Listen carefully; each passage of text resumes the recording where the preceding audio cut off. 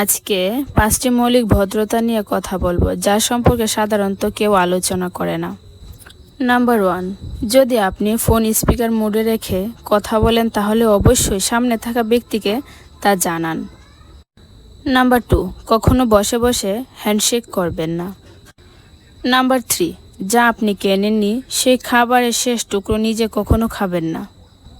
Number 4, লিফটে প্রবেশ করার আগে যারা ইতিমধ্যে ভেতরে আছে তাদের বাইরে যাওয়ার জন্য আগে সুযোগ করে দিন, তারপরে নিজে প্রবেশ করুন। নাম্বার 5, যদি কেউ আপনাকে তার ফোন দিয়ে ছবি বা ভিডিও দেখার জন্য দেয়, শুধুমাত্র সেই ফোন বা ভিডিওগুলো দেখুন এবং ফোন ফেরত দিন।